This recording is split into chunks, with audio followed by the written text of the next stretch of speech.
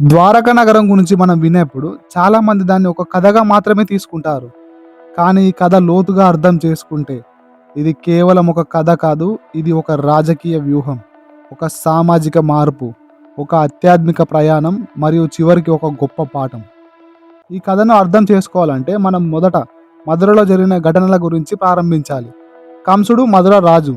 అతను చాలా క్రూరమైన పాలకుడు. తన అధికారాన్ని నిలబెట్టుకోవడానికి ఏదైనా చేయడానికి సిద్ధంగా ఉండేవాడు. కానీ కంసుడు ఒకడే బలమైన వాడు కాదు. అతని వెనుక అసలు శక్తి జరాసంధుడు. జరాసంధుడు మగధ సామ్రాజ్యానికి రాజు. అతను ఆ కాలంలో అత్యంత శక్తివంతమైన రాజుల్లో ఒకడు. అతని సైన్యం చాలా పెద్దది. అతని ప్రభావం కూడా చాలా విస్తృతమైనది. ముఖ్యంగా కంసుడు జరాసంధుడు కూతుళ్ళని వివాహం చేసుకున్నాడు. అంటే జరాసంధుడు కంసుడికి మామయ్య. ఈ విధంగా వారిద్దరి మధ్య కుటుంబ సంబంధం మాత్రమే కాదు, ఒక బలమైన రాజకీయ మైత్రి కూడా ఏర్పడింది.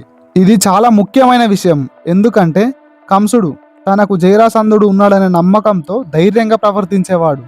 అతనికి తెలుసు తన వెనుక ఒక మహా సామ్రాజ్యం ఉందని.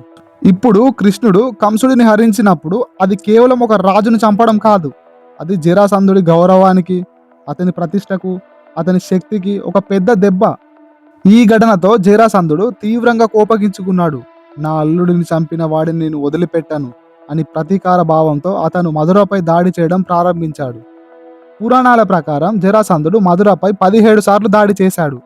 ప్రతిసారి కృష్ణుడు మరియు బలరాముడు అతన్ని ఓడించారు. కానీ ఒక ముఖ్యమైన విషయం, కృష్ణుడు జరాసంధుని చంపలేదు. ఎందుకంటే అతనికి ఒక దీర్ఘకాల వ్యూహం ఉంది. యుద్ధాల కారణంగా మధుర ప్రజలకు చాలా కష్టాన్ని కలిగించాయి. ప్రతి యుద్ధం తర్వాత మధురలో పరిస్థితి చాలా దారుణంగా ఉండేది. ఇల్లు ధ్వంసమయ్యేవి, పంటలు నాశనమయ్యేవి, ప్రజలు భయంతో జీవించేవారు.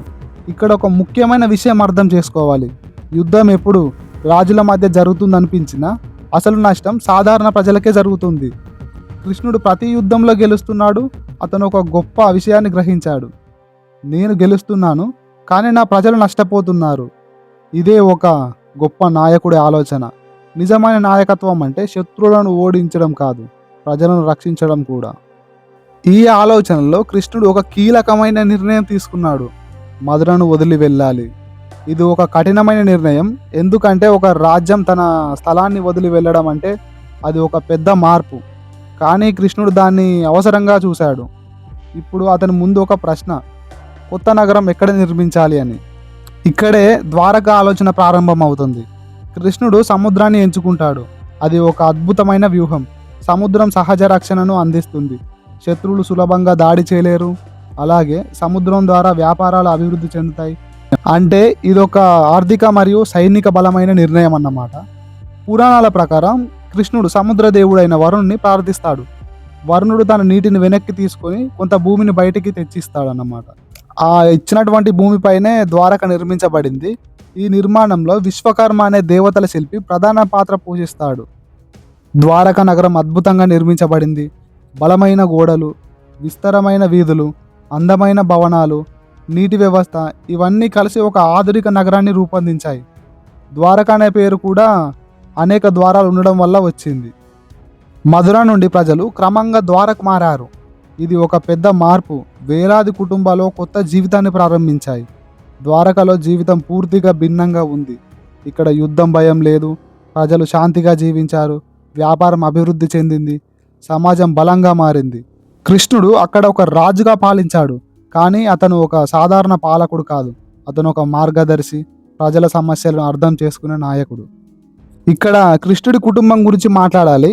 అతనికి 16,108 మంది భార్యలు ఉన్నారని పురాణాలు చెబుతున్నాయి. దీనికి ఒక ముఖ్యమైన కారణం కూడా ఉంది. కృష్ణుడు రక్షించిన మహిళలను సమాజం అంగీకరించలేదు. అందుకే వారికి గౌరవం ఇవ్వడానికి, వారి జీవితాన్ని సురక్షితంగా చేయడానికి అతను వారిని వివాహం చేసుకున్నాడు. ఇది ఒక గొప్ప సామాజిక సందేశం. సమాజం తిరస్కరించిన వారిని అంగీకరించడం, వారికి గౌరవం ఇవ్వడం. ఇలా ద్వారక సుఖ సంతోషాలతో నిండిన నగరంగా మారింది. కానీ కాలం ఎప్పుడు ఒకేలా ఉండదు. మార్పు అనేది తప్పనిసరి. కాలం గడిచే కొద్దీ యాదవ వంశం బలంగా మారింది. సంపద పెరిగింది, శక్తి పెరిగింది.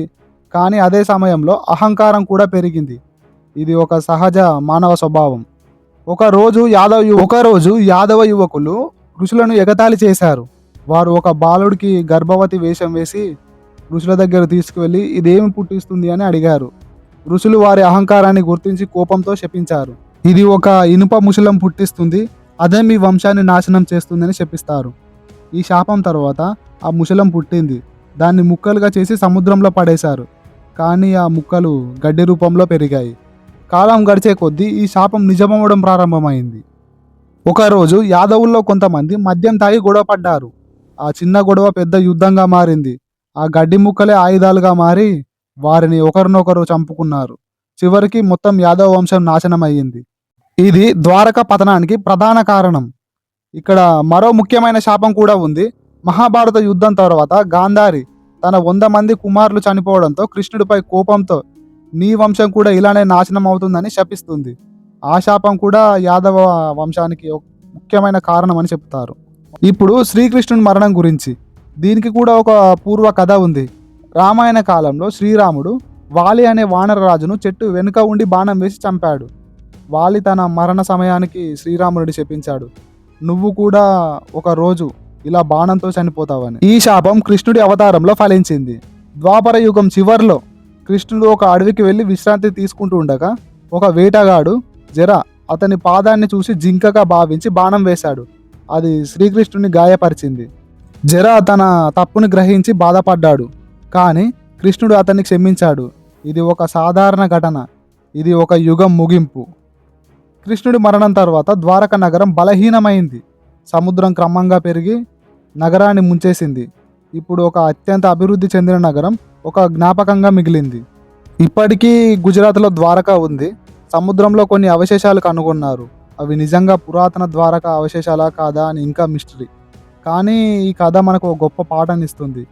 ఎంత శక్తి ఉన్నా, ఎంత సంపద ఉన్నా, ఎంత గొప్ప నగరమైన కాలం ముందు ఏది శాశ్వతం కాదు. ద్వారక ఒక నగరం కాదు, ఒక పాఠం, ఒక చరిత్ర, ఒక మిస్టరీ. ఇదే ద్వారక నగరం నిర్మించడానికి గల కారణాలు, ద్వారక నగరం నీటిలో మునిగిపోవడానికి గల కారణాలు. ఈ వీడియోలో ఇంతే ఫ్రెండ్స్. కొత్త వారు ఎవరైనా మన ఛానల్ని చూస్తే వెంటనే సబ్స్క్రైబ్ చేసుకోండి. మరొక వీడియోతో మళ్ళీ కలుసుకుందాం.